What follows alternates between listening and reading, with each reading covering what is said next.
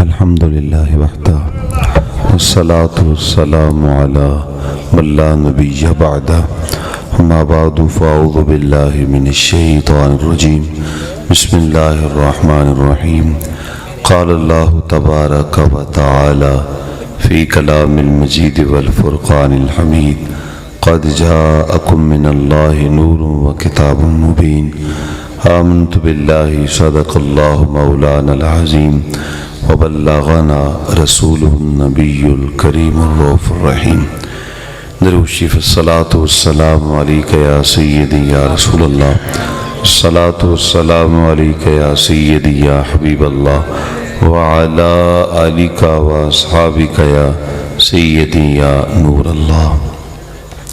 تمام تعریف و توصیف حمد و ثنا اللہ جل مجدہ الکریم کی ذات بابرکات کے لیے ہے جو ہم سب کا خالق و مالک ہے، ہم سب کا رازق ہے. اللہ جل وعلا کی حمد و ثنا کے بعد حضور نبی اکرم شفیع امم رسول محتشم نبی مکرم اللہ کے پیارے امت کے سہارے حضور ختم المرتبت احمد مجتبیٰ حضرت سیدنا محمد مصطفیٰ صلی اللہ تعالی علیہ وآلہ وسلم کی بارگاہ ناز میں اپنی عقیدتوں، ارادتوں اور محبتوں کا اظہار کرنے کے بعد انتہائی واجب الاحترام معزز محترم عالی مرتبت برادران اسلام، بالخصوص سٹیج کی زینت علماء کرام، نعت خوانان، السلام علیکم ورحمۃ اللہ وبرکاتہ. آج کی یہ خوبصورت محفل جو کہ ذکر رسول اور ذکر میلاد رسول صلی اللہ علیہ وآلہ وسلم کے عنوان سے انعقاد پذیر ہے، عزیزم محمد ارسلان ان کی دعوت پہ، ان کے احباب کی دعوت پہ میں اور آپ یہاں پہ تھوڑے وقت کے لیے جمع ہوئے ہیں. دعا ہے اللہ تعالیٰ جل شانہ ہماری حاضری کا ایک ایک لمحہ اپنی بارگاہ میں قبول فرمائے اور ذکر رسول کی برکت سے میزبانان محفل کو اور ہم سب کو حب رسول کی دولت سے مالا مال فرمائے.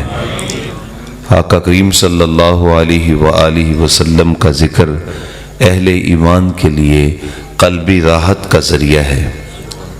حضور کا جب ذکر ہوتا ہے اہل ایمان کے سینے ٹھنڈے ہوتے ہیں اور وہ ایک دلی مسرت اور قلبی راحت محسوس کرتے ہیں جب ان کے محبوب کا ذکر ہوتا ہے.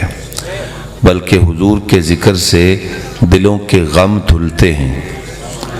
اللہ اکبر. وہ کیا کسی نے خوب کہا، مطرب سے کہو کہ چھیڑے ذرا اس جان تمنا کا قصہ، فرقت کے بھیانک لمحوں میں کچھ دل کو سہارا ہو جائے.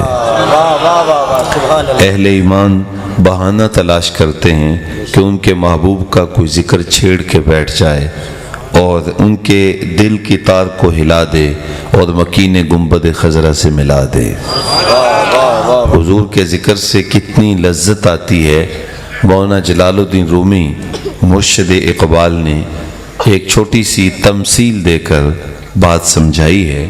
فرماتے ہیں کسی نے مجنوں کو دیکھا کہ وہ ریت پہ لیلا لیلا لکھ رہا تھا، تو اس نے پوچھا کہ یہ کیا کر رہے ہو؟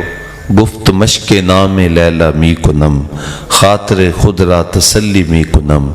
اس نے کہا اپنے محبوب کا نام لکھ لکھ کے دکھی دل کو قرار دے رہا ہوں. تو اب مولانا رومی فرماتے ہیں کہ اگر مجنوں کو اس کے محبوب کا نام قرار دیتا ہے تو کیا امتی کو نام محمد قرار نہیں دیتا؟ اسی لیے ہم کہتے ہیں میخانہ سہارا دیتا ہے نہ جام سہارا دیتا ہے، ہم کو تو مدینے والے کا ایک نام سہارا دیتا ہے. تو یہ ذکر ازل سے چلا ہے، تا ابد جاری رہے گا. کائنات مٹ جائے گی لیکن یہ ذکر کبھی نہیں مٹے گا. یہ ذکر ہمیشہ بڑھتا ہی چلا جائے گا، چونکہ میرے رب کا وعدہ ہے وَلَلْآخِرَةُ خَيْرٌ لَكَ مِنَ الْأُولَى. محبوب تیری ہر آنے والی گھڑی تیری پہلی گھڑی سے تیری عظمتوں کو بڑھاتی چلی جائے گی، اور ہر آن ہر گھڑی حضور کا ذکر بڑھ رہا ہے اور بڑھتا چلا جائے گا۔ جزاک اللہ۔ تو یہ ذکر کبھی گہنائے گا نہیں۔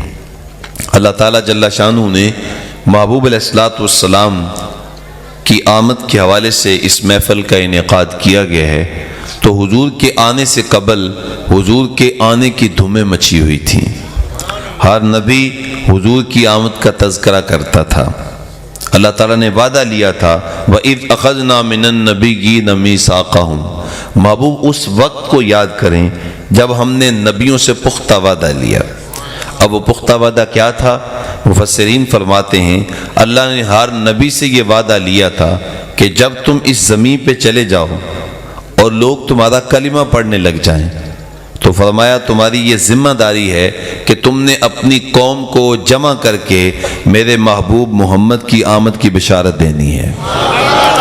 تو ہر نبی حضور کی آمد کی بشارت دیتا تھا اور حضور کے آنے کے تذکرے گھر گھر تھے۔ حضور کے آنے کی دھومیں مچی ہوئی تھیں۔ حضور کی آمد سے 2775 سال قبل حضرت سیدنا ابراہیم علیہ السلام خانہ کعبہ کی تعمیر کرتے ہیں اور پھر ہاتھ اٹھا کے دعا کرتے ہیں ربنا وابعث فیہم رسولا، مالک تیرا گھر کعبہ تو بنا دیا ہے، اب اس کو آباد کرنے والا پیارا محمد بھی بھیج دینا۔ حضور کی آمد سے 1000 سال قبل طب اول ہجری یثرب سے گزرتا ہے۔ اہل یثرب سے اس کی لڑائی ہو جاتی ہے۔ وہ کہتا ہے میں تمہاری اینٹ سے اینٹ بجا دوں گا۔ تو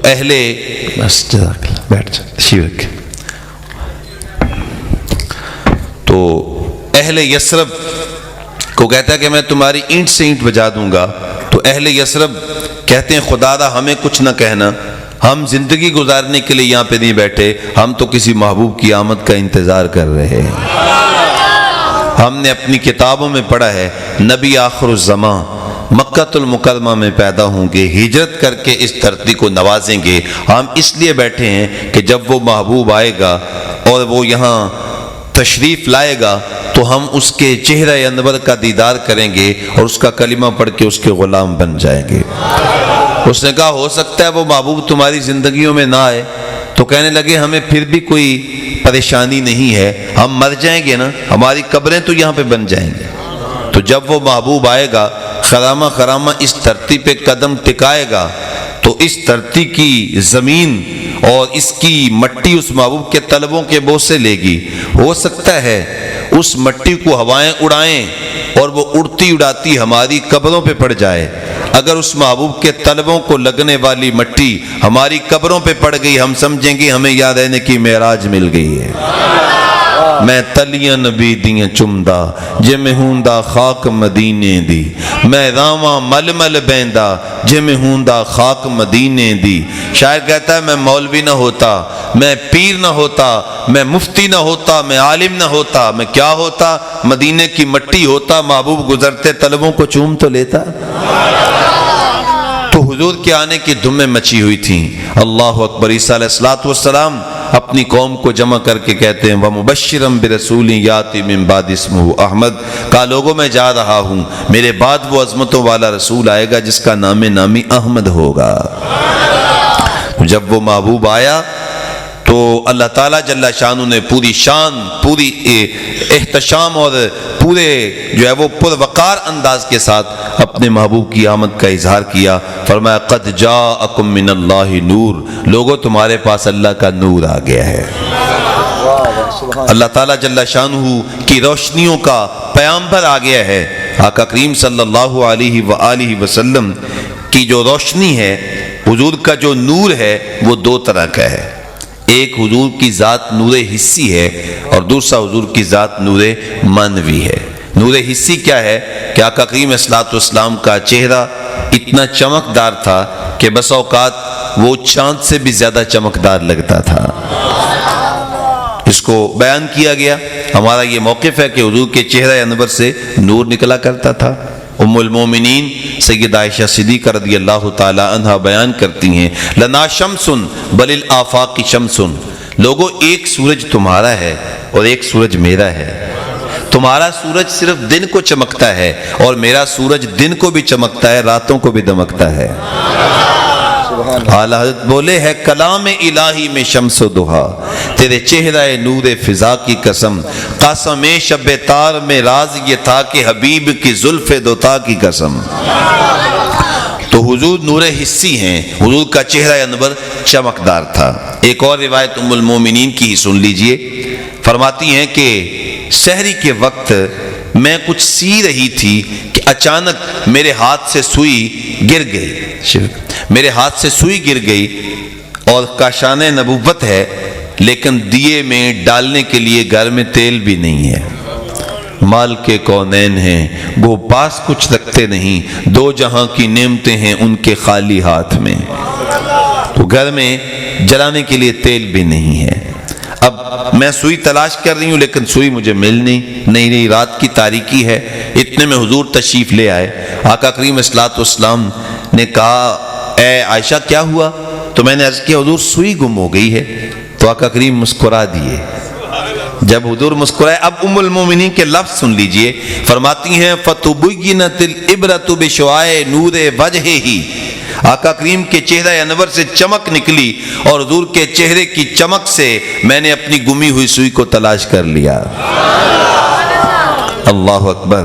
صبح طیبہ میں ہوئی بٹتا ہے باڑا نور کا، صدقہ لینے نور کا آیا ہے تارا نور کا، میں گدا تو بادشاہ بھر دے پیالہ نور کا، نور دن دونا تیرا دے ڈال صدقہ نور کا، شمع دل مشکات تن سینہ زجاجہ نور کا، تیری صورت کے لیے آیا ہے سورہ نور کا، تیری نسل پاک میں ہے بچہ بچہ نور کا، تو ہے عین نور تیرا سب گھرانہ نور کا۔ تو حضور نور حسی ہیں، لیکن میں آج اس محفل میں نور حسی کی وضاحت نہیں کرنا چاہتا، میں آج نور مانوی کے حوالے سے چند باتیں آپ کے سامنے رکھنا چاہتا ہوں۔ نور مانوی کیا ہے؟ نور مانوی وہ ہوتا ہے جو ان آنکھوں سے نظر نہیں آتا۔ اب یہ لائٹیں جو ہیں یہ تو آنکھوں سے نظر آ رہی ہیں نا، یہ نور حسی ہے، لیکن وہ آنکھوں سے نظر نہیں آتا، وہ عقل سے سمجھا جاتا ہے۔ مثلا ہم کہتے ہیں العلم نور، علم نور ہے، آنکھوں سے تو نظر نہیں آتا، اس لیے ہم کہتے ہیں کہ قرآن نور ہے، عدل نور ہے، ہدایت نور ہے۔ یہ ایسا نور ہے جو عقل سے سمجھا جاتا ہے لیکن یہ آنکھوں سے نظر نہیں آتا۔ تو آقا کریم صلی اللہ علیہ وسلم نور مانوی ہیں، یعنی کیا مطلب؟ نور ہدایت ہیں۔ کہ آقا کریم کی آمد سے قبل ہر طرف گمراہیاں پھیلی ہوئی تھیں، لیکن جیسے ہی حضور نے عالم گیتی میں قدم رکھا گمراہیوں کے اندھیرے چھٹ گئے، ہر طرف ہدایت کا اجالا پھیل گیا۔ آپ جانتے ہیں آقا کریم صلی اللہ تعالی علیہ وآلہ وسلم کی آمد سے قبل دو آدمی اپنی سوتیلی ماں کو لیتے ہیں، منڈی میں بیچ دیتے ہیں اور پیسے تقسیم کر لیتے ہیں۔ ماں کو منڈیوں میں بیچا جا رہا تھا، لیکن آقا کریم صلی اللہ علیہ وآلہ وسلم نے ارشاد فرمایا ماں بیچنے والی چیز تو نہیں ہے۔ فرمایا الجنت تحت اقدام الامہات، تم بھولے پھر رہے ہو، اللہ نے جنت تو اس کے قدموں میں رکھی ہوئی ہے۔ جو ماں وہ منڈیوں میں بک رہی تھی، جس ماں کی قدر نہیں تھی، محبوب علیہ الصلوۃ والسلام نے جنت کو کھینچ کر اس ماں کے قدموں کے نیچے لا کے رکھ دیا۔ یہ ہے نور مانوی کہ آقا کریم اسلام نے لوگوں کو ہدایت کا چراغ عطا فرمایا۔ آقا کریم اسلام نے لوگوں کو سیدھا راستہ بتایا، روشنی زندگی گزارنے کا ڈب سکھایا، رشتوں کا تقدس سکھایا کہ رشتے ہوتے کیا ہیں۔ آقا کریم اسلام نے والدین کے حوالے سے ارشاد فرمایا، چونکہ ارسلان بھائی کے والد گرامی کی یہ برسی بھی ہے تو اس لیے والدہ محترمہ کی برسی میں بھول گیا، اللہ تعالیٰ والد صاحب تو حیات ہیں، اللہ تعالیٰ آپ کو صحت و عافیت والی لمبی زندگی عطا فرمائے۔ جانا تو ہم سب نہیں ہے، کسی نے یہاں پہ نہیں رہنا، لیکن اللہ تعالیٰ ان کی والدہ مرحومہ کی بخشش و مغفرت فرمائے۔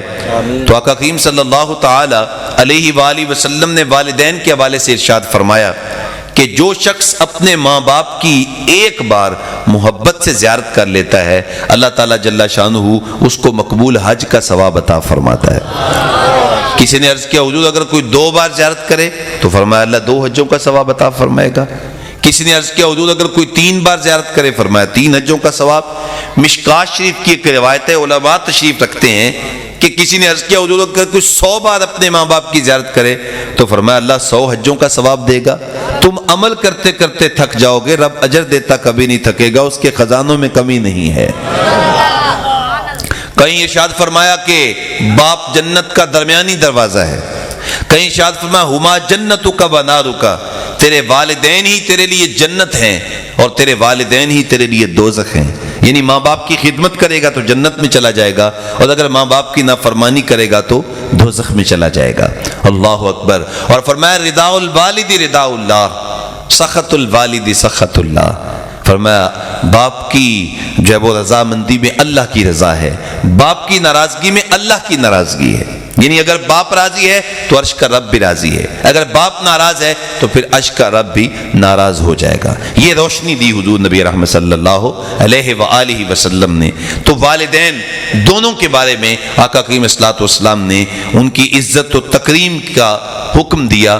آپ جانتے ہیں آقا کریم صلی اللہ علیہ وسلم کے والد گرامی کا انتقال تو اس وقت ہی ہو گیا تھا جب حضور شکم مادر میں تھے، اور والدہ محترمہ کا انتقال بھی اس وقت ہو گیا تھا جب حضور کی عمر مبارک 6 سال تھی۔ لیکن حضور نے ساری زندگی اپنے ماں باپ کی محبت اور ان کی چاہت اپنے دل میں رکھی اور ہمیشہ ان کی چاہت کا اظہار کرتے رہے۔ امام جلال الدین سیوطی نے الحاویل الفتاوی کے اندر یہ روایت نقل کی، آقا کریم صلی اللہ علیہ وآلہ وسلم مسجد نبوی کے اندر حجرہ عائشہ سے تشریف لائے۔ جب مسجد میں قدم رکھا تو صحابہ نے جب دیکھا تو ادب سے صحابہ کھڑے ہو گئے، چونکہ ادب کی آیات اتر چکی تھی۔ صحابہ تا حد نظر تھے۔ جب حضور نے امڑتے ہوئے محبتوں کے جذبات دیکھے تو حضور نے ٹھنڈی آہ بھری اور آنکھوں میں آنسو آ گئے، اور پھر ایک ٹھنڈی آہ بھرتے ہوئے فرمایا لو ادرکت والدیا، کاش آج میرے ماں باپ زندہ ہوتے، دونوں یا دونوں میں سے کوئی ایک۔ اللہ اکبر۔ جب انسان نے دکھوں کا دور دیکھا ہو، بعد میں انسان کو خوشحالیاں مل جائیں اور اس کے ماں باپ سر پہ نہ ہوں تو انسان یہ آرزو کرتا ہے کاش آج میرے ماں باپ ہوتے، میرے دکھ دیکھے تھے میرے سکھ بھی دیکھتے، میری غربت دیکھی تھی اور میری گھر کے اندر دولت کی ریل پیل بھی دیکھتے، میری کمزوری دیکھی تھی آج میرے سر پہ عزتوں کی سجی دستار بھی دیکھتے۔ لیکن حضور کے والدین تو انتقال کر گئے تھے۔ اللہ اکبر۔ والد ماجد اس وقت انتقال کر گئے، ابھی شکم مادر میں تھے، اور والدہ نے اس وقت انتقال کیا جب حضور یثرب سے واپس پلٹ رہے تھے، مقام ابوا میں پہنچے۔ 3 افراد پہ مشتمل قافلہ تھا، حضرت ام ایمن اور حضرت سیدہ آمنہ سلام اللہ علیہا، اور آقا کریم اسلام کی عمر مبارک 6 سال ہے۔ حضرت سیدہ آمنہ کو بخار آ گیا، سواری سے اتری، نیچے آئیں اور لیٹ گئیں، اور محسوس کیا کہ میرا یہ بخار میرے لیے جان لیوا ثابت ہوگا، اور پھر حضرت ام ایمن کو پاس بلایا اور کہا میرے اس بیٹے کو بحفاظت امیر قریش جناب عبد المطلب تک پہنچا دینا، اور پھر اپنے بیٹے کو پاس بلایا اور چند باتیں کرنا چاہیں، لیکن ضبط کے بندھن ٹوٹ گئے، اور بیوہ ماں نے جب اپنے در یتیم کے سر پہ ہاتھ رکھا تو عرب کی ریت کے ذرے بھی رونے لگ گئے۔ عجیب کیفیت پیدا ہو گئی، ہچکی بند گئی، کوئی بات نہیں کر سکی حضرت سیدہ آمنہ رضی اللہ تعالی عنہا، لیکن 2-3 جملے کہے، بس اس کے بعد آپ نے آنکھیں بند کر لی۔ وہ 2-3 جملے آج تاریخ کی کتابوں کے اندر موجود ہیں۔ فرمانے لگی بیٹا ہر نئی چیز نے پرانی ہو جانا ہے، ہر باقی نے فنا ہو جانا ہے، اور میں بھی جا رہی ہوں بذکری باق انی ولدت طہرا۔ فرمایا میں جا رہی ہوں لیکن میرا ذکر قیامت تک نہیں مٹے گا، اس لیے کہ تجھ جیسا ستھرا بیٹا جو چھوڑ کے جا رہی ہوں۔ جن ماؤں کے بیٹے اچھے ہوتے ہیں ان کا ذکر کبھی مٹا نہیں کرتا بلکہ قیامت تک باقی رہتا ہے۔ یہ لفظ کہے اور اماں جی نے آنکھیں بند کر لیں۔ آقا کریم اسلام اپنی والدہ ماجدہ کے جسم اتھر سے لپٹ گئے اور بار بار کہتے تھے امی آپ میرے ساتھ کوئی بات تو کریں، آپ بولتی کیوں نہیں ہیں؟ 6 سال کی معصوم ننھی عمر، اس وقت بچے کے جذبات کیا ہوتے ہیں، اور بار بار روتے تھے امی بولو تو صحیح۔ اللہ اکبر۔ پھر انہی پتھروں میں اپنی ماں کی تدفین کی، آنسوں کا چھڑکاؤ کیا اور ایک جانب ہو کے بیٹھ گئے۔ آج اگر مدینہ پاک میں حضور کی والدہ کا انتقال ہوتا تو فرشتے جنت سے پھول لے کے آتے، ہزاروں صحابہ جنازے میں شامل ہوتے، لیکن نہ وہاں کوئی جنازہ پڑھنے کے لیے آیا، نہ کوئی پھول ڈالنے کے لیے آیا۔ تنہائی، غربت، وہ کیا کسی نے کہا تھا کہ ہم تجھے کن پھولوں سے ہم تجھے کفن دیتے، تو جدا ہی ایسے موسموں میں ہوا جب درختوں کے ہاتھ پھولوں سے خالی تھے۔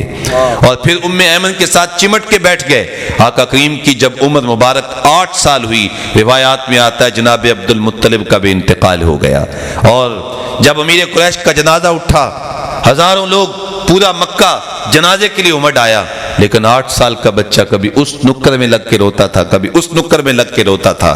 اور پھر شیب ابی طالب کی گھاٹیاں بھی آئیں، مکہ کی سختیاں بھی آئیں، طائف کے بازار بھی آئے، اور کھدتے ہوئے گڑے اور پھینکی جانے والی اوجڑیاں، کن کن راہوں سے اللہ کے محبوب گزر رہے ہیں، لیکن آج ادب کی آیات اتر چکی ہیں۔ اللہ اعلان کرتا ہے، پتھر مارنے والوں سن لو، محبوب علیہ السلام کے راستوں میں گڑے کھودنے والوں سن لو، اوجڑیاں پھینکنے والوں سن لو، میرے نبی کی آواز سے آواز بھی اونچی نہ کرنا، ورنہ زندگی کے سارے اعمال رائگاں ہو کے رہ جائیں گے اور تمہیں پتہ تک نہیں چلے گا۔ اللہ اکبر۔ اب وہ ماحول ہے، آقا کریم جب حجرہ عائشہ سے مسجد نبوی میں آتے ہیں تو صحابہ ادب سے کھڑے ہو جاتے ہیں، تو حضور کی نظر پیچھے پلٹ کے 6 سال کی عمر میں ابوا کی ریت کے ٹیلوں میں گردش کرنے لگ جاتی ہے، اور ٹھنڈی آہ بھرتے ہوئے کہتے ہیں، لو ادرکت والدیہ، کاش آج میرے ماں باپ زندہ ہوتے، وانا اصلی صلاۃ العشاء، اور میں عشاء کی نماز پڑھانے کے لیے مسجد میں آتا اور میری ماں کو میرے ساتھ کوئی کام یاد آ جاتا، وہ دروازے میں آتی اور وہ پردہ ہٹاتی اور اپنے میٹھے لہجے میں کہتی، ابنی محمد، میرے بیٹے محمد میری بات سنو۔ کہا لوگو، میں نماز چھوڑ کے پہلے اپنی امی کی بات کو سن لیتا۔ یعنی یہ ہے روشنی کہ ماں باپ کی عزت آمنہ کے لال نے سکھائی ہے۔ حضور نے آج ماں باپ کا پیار، ان کی عزت، ان کی تکریم اگر ہے تو آمنہ کے لال کے قدموں کی خیرات ہے۔ آقا کریم صلی اللہ علیہ وآلہ وسلم جب تشریف لائے تو آپ جانتے ہیں حضور کی آمد سے قبل لوگ اپنی بیٹیوں سے نفرت کیا کرتے تھے۔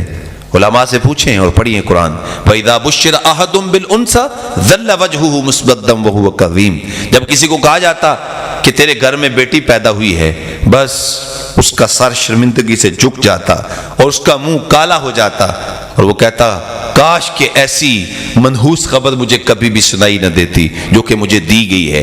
وہ بچیوں سے نفرت کرتے تھے، لیکن آقا کریم اسلام نے جیسے ہی اس زمین پہ قدم رکھا، جس سال حضور کی ولادت ہوئی، آقا کریم اسلام کی آمد پر اس سال اللہ نے ہر گھر میں بیٹے عطا فرمائے، تاکہ لوگوں کو پتہ چل جائے اب وہ محبوب آ گیا ہے، اب بیٹیوں سے نفرت نہیں کی جائے گی، بیٹیوں کو عزت کی مسند پہ بٹھایا جائے گا۔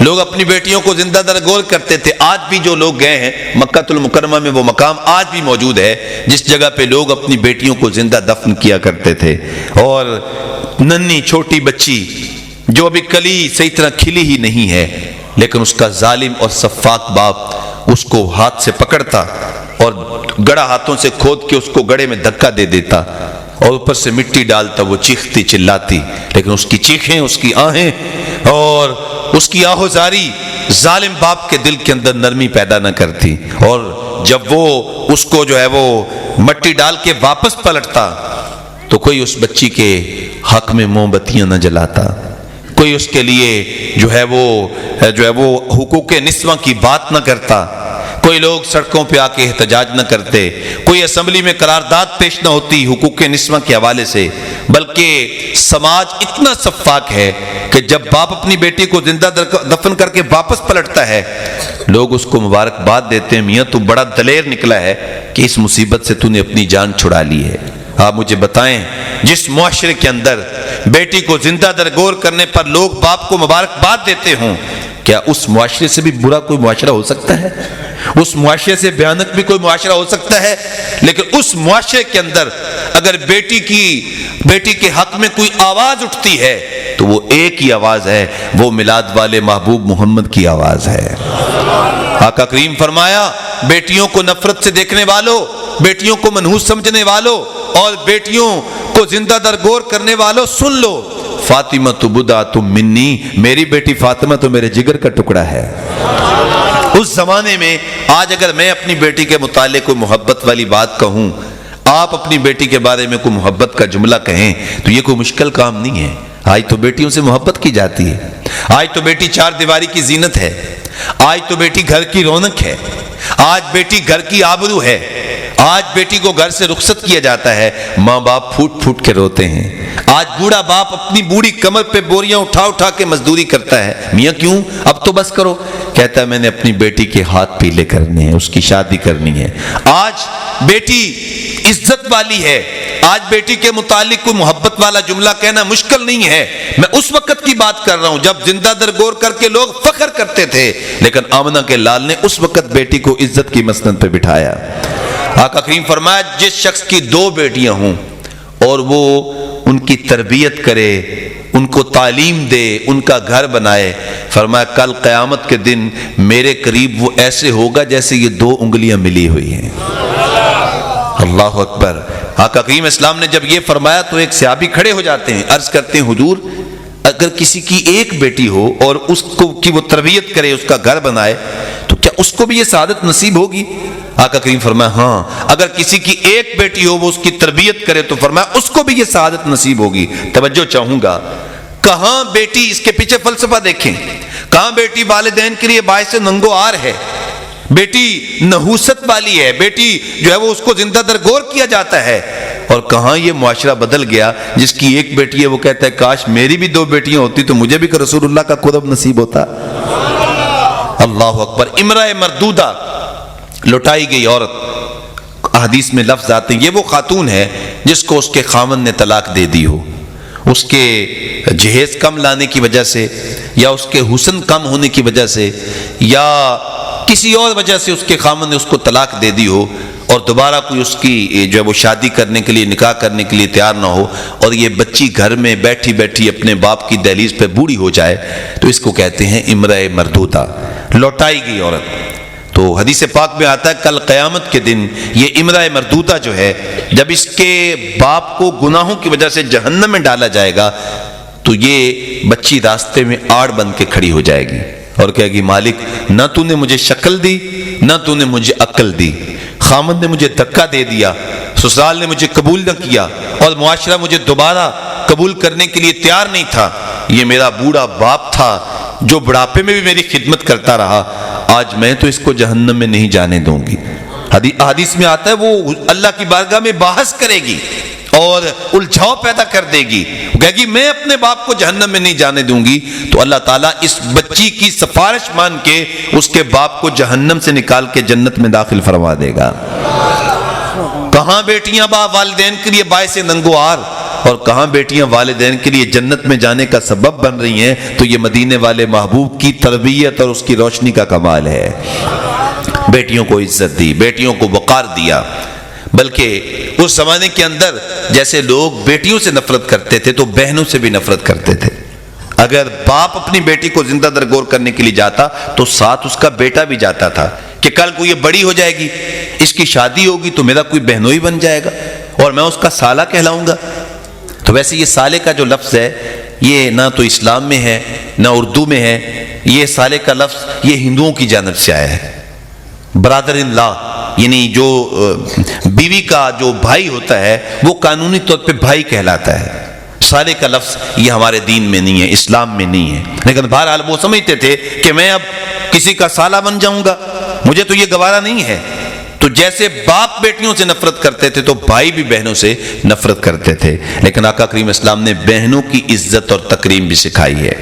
آپ جانتے ہیں میرے آقا صلی اللہ علیہ وسلم کی نہ کوئی سگی بہن ہے اور نہ کوئی سگا بھائی ہے، لیکن آقا کریم الصلوۃ والسلام جب بنو سعد کے اندر دودھ پینے کے لیے گئے حضرت سیدہ حلیمہ سعدیہ کے ساتھ، تو حضرت سیدہ حلیمہ سعدیہ کے بارے میں ایک جملہ کہنا چاہوں گا، جو غربت میں ڈوبی ہوئی تھیں، جن کے گھر میں دکھ تھے، غم تھے، جن کے گھر کے اندر اداسیاں تھیں، لیکن میرے آقا صلی اللہ علیہ وسلم نے جب ان کو سینے سے لگایا تو ان کے ککھوں کی کلی کو عرش معلیٰ بنا دیا۔ اللہ اکبر۔ آقا کریم صلی اللہ علیہ وآلہ وسلم جب دودھ پینے کے لیے وہاں پہ گئے تو حضرت سیدہ حلیمہ سعدیہ کی ایک بیٹی تھی جن کا نام شیمہ ہے، کتب تواریخ کے اندر یہ نام موجود ہے۔ یہ حضرت سیدہ حلیمہ سعدیہ کی بیٹی تھیں اور حضور کی بہن لگتی تھیں۔ یہ حضور سے بڑا پیار کرتی تھیں، آقا کریم اسلام سے بڑی محبت کرتی تھیں، بلکہ ایک ان کا رواج تھا کہ شام کے وقت جب مائیں اپنے گھروں میں کھانا بناتی تو بچیاں اپنے بھائیوں کو اٹھا کے کھلے سین میں چلی جاتی اور اپنے بھائیوں سے پیار کرتی اور اپنے بھائیوں کی تعریف کرتی۔ اور یہ بات ذہن میں رکھے کہ بہن کے سینے میں بھائی کا جو پیار ہے اس کو کسی ترازو میں تولا نہیں جا سکتا۔ غزوہ احد میں ایک صحابی شہید ہو گئے، ان کے جسم کو زخموں سے چھلنی کر دیا گیا، ان کے چہرے کو جو وہ مسخ کر دیا گیا زخموں اور تیروں اور تلواروں کی وجہ سے، ان کے جسم کو پہچانا نہیں جا رہا تھا، تو ان کی بہن نے ان کے ناخن سے پہچان لیا کہ یہ میرے بھائی کا ناخن ہے۔ یعنی وہ اپنے بھائیوں کو دیکھنے میں اس قدر جب وہ گہری نظر رکھتی ہیں، تو ہر بہن اپنے بھائی کے بارے میں کہتی کہ میرے بھائی جیسا تو کوئی نہیں ہے۔ اگر کسی بہن کے بھائی کی رنگت اچھی نہ ہوتی تو وہ کہتی رنگ میں کیا رکھا ہے، دیکھو میرے بھائی کے نقش کتنے خوبصورت ہیں، تو وہ نقوش کو معیار حسن بناتی۔ اور اگر کسی کے بھائی کا رنگ چٹا ہوتا تو وہ رنگت کو معیار حسن بناتی، وہ کہتی رنگ نہیں تو کچھ بھی نہیں، دیکھو میرے بھائی کا رنگ کتنا خوبصورت ہے۔ ایک مقابلہ ہو جاتا، مقابلہ شروع ہو جاتا، کوئی بہن اپنے بھائی کو کم تر سمجھنا جب وہ سن نہیں سکتی تھی، مقابلہ شروع ہو جاتا، ہر بہن کہتی میرا بھائی زیادہ خوبصورت ہے۔ اتنے میں حضرت شیمہ اپنے ویر محمد کو لے کے آ جاتی اور کہتی لو میرا بھائی بھی آ گیا ہے، تو سب بچیاں کہتی شیمہ تیرے بھائی کا تو مقابلہ ہی نہیں ہے نا، اس کی چمکدار رنگت۔ اعلیٰ حضرت فرماتے ہیں جس سے تاریک دل جگمگانے لگے، اس چمک والی رنگت پہ لاکھوں سلام۔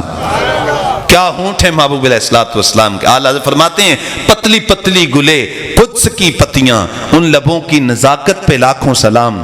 فرماتے ہیں یہ حضور کے ہونٹ نہیں ہیں، یہ تو جنت کے پھولوں کی پتیاں ہیں۔ اور فرماتے ہیں کہ جس کے ماتھے شفاعت کا صحرا رہا، اس جبین سعادت پہ لاکھوں سلام۔ مصطفیٰ جان رحمت پہ، اور وہ دہن جس کی ہر بات وحی خدا، چشمہ علم و حکمت پہ لاکھوں سلام۔ مصطفیٰ جان رحمت پہ لاکھوں سلام۔ تو سب بچیاں کہتی ہیں اے شیمہ تیرے ویر کا تو مقابلہ نہیں ہے نا، تو حضرت سیدہ شیمہ کا سر فخر سے بلند ہو جاتا اور پھر آقا کریم کو اپنے سینے سے چمٹا لیتی اور دعائیں دیتی اور کہتی ربنا ابقِ لنا محمدن حتی راہ یافعا و امردا، مالک میرے ویر محمد کو سلامت رکھنا، آج میں دیکھ رہی ہوں یہ بچوں کا سردار ہے، کل میں اپنی آنکھوں سے دیکھوں یہ جوانوں پہ بھی سرداری کرے۔ حضور کو لوریاں دیتی، آقا کریم علیہ الصلوۃ والسلام کو جو ہے وہ بہت زیادہ عزتوں سے مالا مال کرتی۔ اچھا وقت گزرتا گیا، حضور جو ہے وہ بڑے ہو گئے، اعلان نبوت کر دیا، پھر حضور مکہ سے ہجرت کر کے مدینہ چلے گئے۔ اتفاق سے جس قبیلے میں حضرت سیدہ شیمہ کی شادی ہوئی تھی اس قبیلے کے ساتھ صحابہ کرام کی لڑائی ہو گئی، ان کے کچھ بندے جو ہے وہ پکڑے گئے، کچھ قتل کر دیے گئے، کچھ قیدی بنا لیے گئے، تو وہ اپنے بندے چھڑانے کے لیے انہوں نے فدیے کی رقم اکٹھی کی کہ ہم اپنے بندے چھڑا کے لاتے ہیں۔ وہ رقم اکٹھی کرتے کرتے حضرت سیدہ شیمہ کے پاس بھی پہنچے اور کہا کہ آپ یہ اپنا حصہ ڈالیں، ہم نے اپنے بندے چھڑانے۔ انہوں نے پوچھا تمہارے بندے کس نے پکڑے ہیں؟ تو کہنے لگی کہ انہوں نے کہا کہ ہمارے بندے جس شخص نے پکڑے ہیں وہ مدینہ میں رہتا ہے اور اس کا نام ہے محمد صلی اللہ علیہ وسلم۔ بس آنکھوں میں آنسو آ گئے، فرمانے لگی اگر اس نے تمہارے بندے پکڑے ہیں نا تو پھر رقم اکٹھی نہ کرو۔ کہا کیوں؟ کہا تمہارے بندے میں چھڑا کے لاؤں گی پیسوں کے بغیر ہی۔ کہا تو کیسے چھڑائے گی؟ تو اس نے کہا کہ وہ میرا بھائی لگتا ہے۔ حضرت سیدہ شیمہ نے کہا وہ میرے بھائی ہیں۔ اللہ اکبر۔ آپ نے اپنے قبیلے کے لوگوں کو لیا اور آقا کریم صلی اللہ علیہ کے خیمہ نوری کی جانب بڑھنے لگیں تو ادب کی آیات اتر چکی ہیں، صحابہ ننگی تلواریں لے کے کھڑے ہیں۔ جب آپ آگے بڑھنے لگی تو صحابہ نے کہا رک جاتے آتی عورت، تو جانتی نہیں آگے کوچہ رسول ہے، یہاں تو جبریل بھی اجازت کے بغیر نہیں آتے، تو کیسے جا رہی ہے؟ تو حضرت سیدہ شیمہ نے تلوار کو جھٹکا اور فرمانے لگی خلو سبیلی وَاعْلَمُوا أَنَا أُخْتُ نَبِيِّكُمْ، میری راہیں چھوڑ دو، تم جانتے نہیں میں تمہارے نبی کی باجی لگتی ہوں۔ بس صحابہ نے جب یہ لفظ سنے تو آنکھوں پہ پلکیں آ گئیں اور حضرت سیما رضی اللہ تعالیٰ عنہ آگے بڑھیں. حضور نے دور سے دیکھا، اتنے عرصے کے بعد بہن کو دیکھا، لیکن دیکھتے ہی پہچان گئے کہ سیما آ رہی ہیں.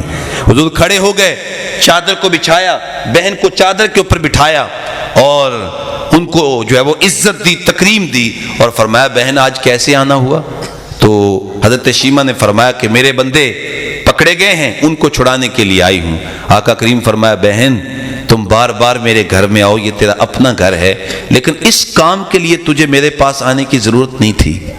اس کام کے لیے اگر تو مجھے پیغام بھیج دیتی تو میں نے تیرے پیغام پہ ہی سارے بندے چھوڑ دینے تھے. پھر حضور نے بہت سارا ساز و سامان اپنی بہن کو دیا، چند جوڑے دیے، کچھ گھوڑے دیے اور ساز و سامان دیا. چونکہ جب بہنیں اپنے بھائیوں کے گھر آتی ہیں تو پھر بھائی اپنی بہنوں کو خالی تو نہیں نہ لوٹایا کرتے. تو پھر اپنی بہن کو چھوڑنے کے لیے دروازے تک گئے اور فرمایا صحابہ میں جب بھی جنگی قیدی چھوڑتا ہوں میں تم سے مشورہ کیا کرتا ہوں، آج پہلی بار ہے کہ میں نے تم سے مشورہ نہیں کیا اور مشورہ کیے بغیر میں قیدی چھوڑ رہا ہوں. صحابہ نے ہاتھ جوڑ کے عرض کیا بندہ نواز جو چاہیں کریں، لیکن اتنا تو بتا دیں آج آپ مشورہ کیوں کرنا گوارا نہیں کر رہے؟ تو حضور ارشاد فرمایا آج میرے گھر میری بہن آ گئی ہے، اس لیے میں تم سے مشورہ کرنا گوارا نہیں کر رہا. تو جب بیٹی کی عزت نہیں تھی بیٹی کو عزت دی، جب بہن کی عزت نہیں تھی بہن کو عزت کی مسند پہ بٹھایا اور والدین ماں کو عزت کی مسند پہ بٹھایا. آپ مجھے بتائیں کہ آج پڑھے لکھے زمانے میں بھی جو ہے وہ لوگ اپنی بیویوں کو بعض علاقوں میں پاؤں کا جوتا خیال کرتے ہیں بیوی ہونے کے ناطے. تو اس زمانے میں پھر بیویوں کی کیفیات کیا ہوں گی؟ لیکن آقا کریم صلی اللہ علیہ وسلم نے بیویوں کو بھی عزت کی مسند پہ بٹھایا. آقا کریم صلی اللہ علیہ وسلم کسی کو ہمارا کہہ کے بٹھا جو ہے وہ پکارتے ہیں اور کسی کے لیے گوشت گھروں میں تقسیم کرتے ہیں. آقا کریم صلی اللہ علیہ وسلم جب گھر میں گوشت پکتا، اچھی چیز پکتی تو فرماتے جاؤ مکے کے فلاں محلے کی عورت کو دے کے آؤ. عرض کیا جاتا حضور وہ کون ہے؟ آقا کریم فرماتے وہ میری زوجہ خدیجہ الکبریٰ کی سہیلی ہے. یعنی بیوی کی سہیلیوں کا بھی احترام سکھایا جا رہا ہے. یہ آقا کریم صلی اللہ علیہ وسلم نے بیوی کو عزت کی مسند پہ بٹھایا. فرمایا خیرکم خیرکم لأہلہ، تم میں سب سے اچھا وہ ہے جو اپنے گھر والوں سے اچھا ہے.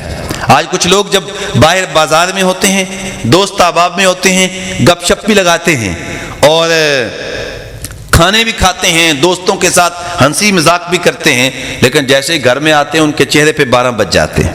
اللہ اکبر.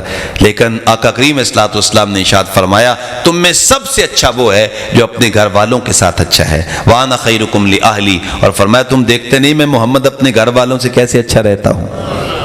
اللہ اکبر. حضور ایک دن گھر میں تشریف لائے، ام المومنین سید عائشہ صدیقہ کچھ پی رہی تھیں.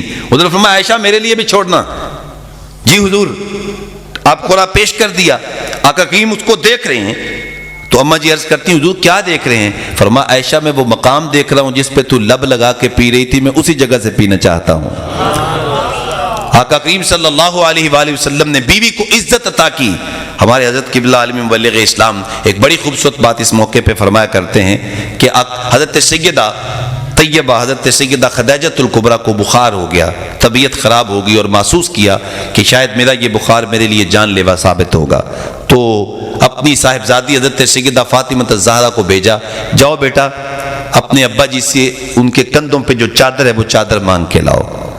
حضرت سیدہ گئیں اور حضور سے درخواست کی حضور اپنے کندھوں کی چادر عطا فرمائیں. آقا کریم فرمایا جاؤ بیٹا اپنی امی سے پوچھو چادر کا کیا کرنا ہے. تو سیدہ آئیں تو حضور پیچھے ہی آ گئے. تو فرمایا خدیجہ چادر کا کیا کرنا ہے؟ عرض کی حضور میرا وقت آخر ہے، مجھے لگ رہا ہے کہ میں اب اس دنیا سے جانے لگی ہوں، تو میں نے چادر اس لیے منگوائی ہے، میری آرزو ہے کہ مجھے آپ کے جسم کو لگنے والی چادر میں کفن دیا جانا چاہیے، میں اس میں جانا چاہتی ہوں. تو آقا کریم علیہ الصلوۃ والسلام کی زوجہ محترمہ کا عقیدہ بھی دیکھیں. ان کا عقیدہ ہے کہ اگر حضور کے جسم کو لگنے والی چادر میں مجھے کفن دیا گیا تو قبر حشر کی ساری مشکلات حل ہو جائیں گی. یار جس محبوب کے جسم کو لگنے والی چادر مشکل کشا ہے تو وہ خود کتنا مشکل کشا ہوگا. اس لیے ہم کہتے ہیں مشکل جو سر پہ آ پڑی تیرے ہی نام سے ٹلی، مشکل کشا ہے تیرا نام تجھ پہ درود اور سلام. تو حضور مجھے یہ چادر چاہیے. اب سنیے حضور نے کیا ارشاد فرمایا. آقا کریم فرمایا خدیجہ تو نے تو مجھ سے چادر مانگی ہے، لو اردت جلدی لآتیتکی، اگر تو مجھ سے جلد بھی مانگتی تو محمد اپنی جلد بھی اتار کے تجھے دے دیتا. تو یہ بیوی کو عزت عطا فرمائی. اور رشتوں کا تقدس حضور نے سکھایا. آقا حکیم اسلام نے رشتوں کو آپس میں جوڑنے کا جب وہ ہمیں تقدس سکھایا. ایک شخص اپنے بھائی کو لے کے حاضر ہوتا ہے، اپنے چھوٹے بھائی کو، اور کہتا ہے یا رسول اللہ یہ بڑا نکھٹو ہے، اس کے سارے اخراجات میرے ذمے ہیں، اس کو سمجھائیں کوئی کاروبار کرے، کوئی محنت کرے. تو آقا حکیم اسلام نے اسے بھی سمجھایا ہوگا، لیکن حضور نے ارشاد فرمایا میاں اتنا بھی تکبر نہ کرو، ہو سکتا ہے کہ اللہ تجھے بھی رزق اس کا صدقہ ہی دیتا ہو. جوڑا ہے بھائیوں کو، رشتوں کو جوڑنے کا حضور نے حکم دیا ہے، رشتوں کا تقدس سکھایا. بلکہ میں اور آپ صبح سے لے کر شام تک محنت کرتے ہیں رزق بڑھ جائے، اور لیکن ہم جب بیمار ہوتے ہیں تو ڈاکٹروں سے علاج کرواتے ہیں، لاکھوں روپے لگ جاتے ہیں. یاد رکھو ڈاکٹر آپ کی زندگی میں ایک لمحے کا بھی اضافہ نہیں کر سکتے. لیکن آؤ میں تمہیں ایک نسخہ بتاتا ہوں جو آمنہ کے لال نے عطا کیا. حضور نے ارشاد فرمایا جو شخص یہ چاہتا ہو اس کے رزق میں اضافہ ہو، اس کی عمر میں اضافہ ہو، فرمایا رشتہ داروں کو آپس میں جوڑ کے رکھا کرو، رشتہ داروں سے مل کے رہا کرو، صلہ رحمی کیا کرو. جب تم صلہ رحمی کرو گے اللہ تمہارے رزق میں بھی اضافہ کر دے گا، تمہاری عمر میں بھی اضافہ فرما دے گا. اللہ رشتوں کو جوڑنے کا آقا کریم اسلام نے حکم دیا. آج دنیا کے لالچ نے، آج نفسا نفسی کے عالم نے ہمیں رشتوں سے الگ کر دیا ہے. آج بھائی بھائی کا گلا کاٹ رہا ہے، خون سفید ہو گئے ہیں، آج رشتوں کا تقدس ختم ہو گیا. اس وجہ سے آج گھر کے اندر ساری سہولتیں ہونے کے باوجود دل مطمئن کیوں نہیں ہوتا؟ اس لیے کہ ہم اپنے رشتوں کو توڑتے ہیں اور اپنے رشتوں کو کاٹتے ہیں. میرے بھائی یہ دولت ہوتی کیا چیز ہے؟ یہ دولت کی اوقات کیا ہے؟ بھائیوں کی آپس میں محبت کے مقابلے میں، بہن بھائیوں کی آپس میں محبت کے مقابلے میں، جو ہمارے رشتہ دار ہوتے ہیں، چچا ہے، تایا ہے، پھپھی ہے، خالہ ہے، ان رشتوں کو جوڑنے کے مقابلے میں دولت کی کوئی اوقات نہیں ہے. یہ تو ہاتھوں کی میل ہے. لیکن یہ رشتے جو ہیں دنیا میں بھی بندے کو عزت دیتے ہیں، اور کل قیامت کے دن بھی صلہ رحمی بندے کو عزت کی مسند پہ بٹھائے گی. یہ میرے حضور نے ہمیں بتایا ہے. آقا کریم یہ نور ہے جو حضور کے ذریعے ہم تک پہنچا. آپ صلی اللہ تعالی علیہ وآلہ وسلم کی آمد سے قبل انسانیت غلامی میں جکڑی ہوئی تھی، لیکن جیسے ہی حضور پیدا ہوئے ایک لونڈی ابو لہب کے پاس جاتی ہے، اس کو کہتی ہے کہ تیرے مرحوم بھائی عبداللہ کے گھر میں بیٹا پیدا ہوا ہے. اللہ اکبر. تو ابو لہب انگلی سے اشارہ کرتا ہے جا پھر تو آزاد ہے، تو نے ایک اچھی خوشخبری سنائی ہے. تو جب اس نے یہ کہا، اب یہ چھوٹا سا واقعہ ہے لیکن اس کے پس پشت، اس کے پس منظر میں دیکھیں کہ آقا کریم اسلام نے آتے اعلان کر دیا کہ یہ جو لونڈی آزاد ہو رہی ہے، اس کا مطلب یہ اب غلامی کی زنجیریں ٹوٹ جائیں گی، پوری انسانیت آزادی کی نعمت پا جائے گی. آقا کریم اسلام نے آج کائنات میں کوئی انسان غلام نہیں ہے، سب آزاد ہیں. تو یہ میلاد والے محبوب کی آمد کا کمال ہے. قد جاءکم من اللہ نور، یہ آقا کریم اسلام کے نور، یہ حضور کی آمد کی روشنی ہے جس وجہ سے معاشرے کے اندر یہ حسن پیدا ہوا. بلکہ وہ لوگ جو پسے ہوئے طبقات تھے، جن کو ہمیشہ نظر انداز کیا جاتا تھا، حضور نے ان کو بھی عزت دی ہے. قرآن پڑھیے، یتیم کو فذالک الذی یدعو الیتیم، لوگ یتیموں کو دھکے دیا کرتے تھے، لوگ یتیموں کو منحوس خیال کیا کرتے تھے. لیکن آقا کریم اسلام نے ارشاد فرمایا جو شخص یتیم کے سر پہ محبت سے ہاتھ پھیر دیتا ہے، ہاتھ کے نیچے جتنے بال آئیں گے اللہ اتنے گناہ معاف فرما دے گا. اور فرمایا جو یتیم سے پیار کرتا ہے اللہ تعالیٰ اس کے دل کو نرم کر دیتا ہے. اچھا ایک اور بات، محلے کے اندر کون سا گھر اچھا ہے؟ ہمارا بھی ایک معیار ہے. بعض لوگ کہتے ہیں جو جناب نکر کا گھر ہو، جو ایک کونے پہ ہو، وہ زیادہ اچھا ہوتا ہے. بعض لوگ کہتے ہیں جو کشادہ گھر ہو وہ زیادہ اچھا ہوتا ہے. بعض لوگ کہتے ہیں کہ جس کے اندر ساری سہولیات موجود ہوں وہ اچھا گھر ہے. بعض لوگ کہتے ہیں جناب اس آدمی کا گھر اچھا ہے جو کہ سیاست میں ایک مقام رکھتا ہو. بعض لوگ کہتے ہیں اس کا گھر اچھا ہے جس کے پاس اچھا منصب ہو، اچھا پلیٹ فارم ہو، اس کا گھر اچھا ہے. لیکن یہ میرا اور آپ کا معیار ہے. آؤ آمنہ کے لال کا بھی ایک معیار سنتے ہیں. حضور ارشاد فرماتے ہیں سب سے اچھا گھر وہ ہے جس گھر میں یتیم بچہ ہو اور اس کے ساتھ اس نے سلوک کیا جاتا ہو. اور پھر اگلی بات بھی ارشاد فرمایا محلے میں، گاؤں میں، بستی میں سب سے برا گھر وہ ہے جس میں یتیم بچہ ہو اور اس کے ساتھ اچھا سلوک نہ کیا جاتا ہو، اس کی حق تلفی کی جاتی ہو. فرمایا یہ سب سے برا گھر ہے. تو یتیم کو عزت کی مسند پہ بٹھایا، یتیم کو وقار دیا. آقا کریم اسلام کے پاس ایک چھوٹا سا بچہ آیا. احد میں اس کی ماں بھی شہید ہوگی، اس کا باپ بھی شہید ہو گیا. وہ رونے لگ گیا اور آقا کریم اسلام کی بارگاہ میں عرض کرتا ہے حضور میرے ماں باپ کہاں ہیں، میں ان سے ملنا چاہتا ہوں۔ تو آقا کریم اسلام نے اس روتے ہوئے بچے کو اٹھایا اور علم نشرہ کے سینے سے لگایا اور فرمایا بیٹا تو پسند نہیں کرتا عائشہ تیری ماں لگے، فاطمہ تیری باجی لگے اور محمد تیرا باپ لگے؟ اس نے زبان حال سے کہا تھا تو یتیم، لیکن آج مزہ آ گیا مصطفیٰ کریم کے سینے سے لگا ہوا ہو۔ تو یتیم کو عزت دی، پسے ہوئے طبقات کو عزت دی، مزدوروں کو عزت دی۔ ایک شخص حضور کی بارگاہ میں آیا، اس نے حضور سے مصافحہ کیا، اس کے ہاتھ بڑے کھردرے تھے۔ آقا کریم فرمایا میرے غلام یہ کیا مسئلہ ہوا؟ عرض کرتی حضور آہن گری کا کام کرتا ہوں، لوہا کوٹتا ہوں، لوہا کوٹتے کوٹتے میرے ہاتھوں پہ چھالے پڑ گئے ہیں۔ آقا کریم اسلام نے اس ہاتھ کو پکڑا اور یوں بوسہ دیا۔ وہ محبوب جس کے ہاتھوں، جس کے طلبوں کو پوری کائنات چومنا سعادت سمجھتی ہے، وہ ایک مزدور کے ہاتھ چوم رہے ہیں۔ فرمایا حاذی یدن یحبھا اللہ ورسولہ، فرمایا میرے غلام یہ عام ہاتھ نہیں ہے، یہ وہ ہاتھ ہے جس سے اللہ بھی پیار کرتا ہے، اللہ کا حبیب محمد بھی پیار کرتا ہے۔ تو یہ غریبوں کو عزت دی، عزت کی مسند پہ بٹھایا، بلکہ فرمایا اللہم احینی مسکینا، مالک مجھے زندہ رکھنا ہے تو مسکینوں میں زندہ رکھنا، وامتنی مسکینا، اور مجھے یتیموں، مجھے مسکینوں کی حالت میں اپنے پاس لے جانا، واحشرنی فی زمرۃ المساکین، یا اللہ کل قیامت کے دن مجھے اٹھانا تو غریبوں کی صف میں مجھے اٹھانا۔ یہ غریبوں کی عزت ہے، تکریم ہے۔ تو جو لوگ پسے ہوئے طبقات تھے جنہیں ہر جگہ پہ نظر انداز کیا جاتا تھا، آمنہ کے لال نے ان لوگوں کو بھی عزت عطا فرمائی۔ آخری بات سن لیجئے، آقا کریم اسلام مسجد نبوی میں تشریف فرما تھے۔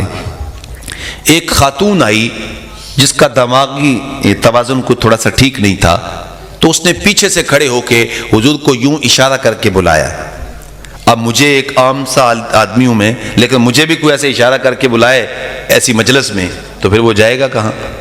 یہ ساتھی نہیں چھوڑیں گے کہ یاری ہمارے مہمان کے ساتھ یہ کیا کر دیا۔ یہ ہمارا سٹیٹس ہے نا، ہم نے ایک اپنے سٹیٹس بنائے ہوئے ہیں، لیکن حضور سے بڑا سٹیٹس کس کا ہو سکتا ہے؟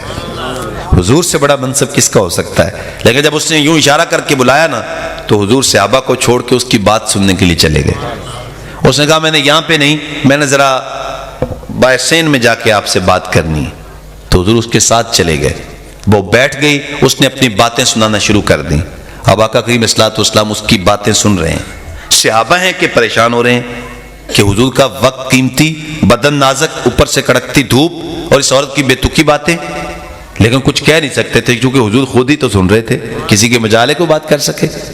اللہ اکبر۔ جب وہ باتیں سنا سنا کے تھک گئی اور تھک کے چلی گئی، تو آقا کریم صلی اللہ علیہ وسلم تشریف لائے تو حضرت سیدنا فاروق اعظم کھڑے ہو گئے اور عرض کیا یا رسول اللہ صلی اللہ علیہ وسلم، پورا مدینہ جانتا ہے کہ اس خاتون کا ذہنی توازن ٹھیک نہیں ہے، اور جس کو یہ پکڑ لیتی اس کے پاس اتنی باتیں ہیں کہ اس کی باتیں ختم نہیں ہوتی۔ آپ کا وقت کی قیمتی، بدن نازک، اور کار نبوت کی اہم ذمہ داریاں آپ کے کندھوں پہ، آپ ایسی ویسی عورتوں کی باتیں کیوں سنتے ہیں؟ تو آقا کریم فرمایا عمر، جس بیچاری کی پورے مدینے میں کوئی نہیں سنتا، اگر میں بھی نہیں سنوں گا تو اس کی سنے گا کون؟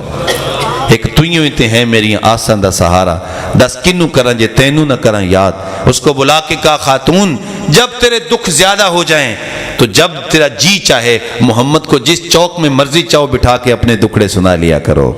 اس لیے وہ نبیوں میں رحمت لقب پانے والے، مراد غریبوں کی بر لانے والا، وہ اپنے پرائے کا غم کھانے والا، مصیبت میں غیروں کے کام آنے والا، غریبوں کا ماوا، فقیروں کا ملجا، ضعیفوں کا مولا، یتیموں کا والی، وہ نبیوں میں رحمت لقب پانے والا۔ آئیے اس محبوب علیہ الصلوۃ والسلام کی زندگی جس کا ایک ایک گوشہ نور ہے، اس سے اپنی جو ہے وہ نورانیت حاصل کرتے ہوئے اس کو اپنی زندگیوں کا حصہ بنائیے، اور آقا کریم الصلوۃ والسلام کی سیرت طیبہ کو اپنی عملی زندگیوں کے اندر اتاریے، پھر دیکھیے آپ کی زندگی کے اندر جمال کیسا پیدا ہوتا ہے، زندگی کے اندر روشنی کتنی آتی ہے، زندگی کے اندر نور کیسے پیدا ہوتا ہے۔ اگر ہم حضور کے جو ہے وہ آقا کریم الصلوۃ والسلام کو فالو کر لیتے ہیں تو آقا کریم اسلام کے سارے آج اجالے ہیں۔ یہ جس قدر بھی انسانی اقدار موجود ہیں تو یہ آمنہ کے لال کے قدموں کی خیرات موجود ہیں۔ وہ ایک خوبصورت شعر ہے، کتنا با کمال ہے، اس کو پڑھ کے اپنی گفتگو کو ختم کرتا ہوں۔ شاعر کہتا ہے، خرد کی روشنی تھی نہ جنوں کی آگہی، خرد کی روشنی تھی نہ جنوں کی آگہی، تیری راہبری سے پہلے یہ جہاں جہاں نہیں تھا۔ محبوب تیری رہنمائی سے قبل یہ جہاں کب تھا؟ یہ انسان بظاہر انسان تھے لیکن چلتے پھرتے درندوں سے بھی زیادہ خطرناک تھے، لیکن انسان بنایا ہے تو تو نے بنایا ہے۔ آج اگر ہم انسان کامل بن سکتے ہیں تو رسول اللہ کی سیرت کو فالو کر کے اس وقت جو ہمارے ملک کے حالات ہیں وہ آپ کے سامنے ہیں۔ ہم نے آقا کریم صلی اللہ علیہ وسلم کو فالو کرنا ہے، حضور کی سنت کو اختیار کرنا ہے، اور موجودہ جو ملکی حالات ہیں ان کے لیے دعا کرنی ہے کہ اللہ تعالیٰ ملک کو ان مشکل مراحل سے گزار کر امن و عافیت کا نور نصیب فرمائے، آمین۔ اور جو آج کی اس محفل کا اہتمام کیا گیا خوبصورت انداز کے ساتھ اور اہتمام انتظام کیا گیا، اللہ تعالیٰ اسے قبول فرمائے۔ اور آپ نے میری انتہائی سادہ سی گفتگو تھی لیکن بالکل محبت سے آپ نے سماعت کیا، اللہ آپ سب کو برکتیں عطا فرمائے، ہمارا یہاں مل بیٹھنا اپنی بارگاہ میں قبول فرمائے، آمین۔ وآخر دعوانا الحمدللہ رب العالمین۔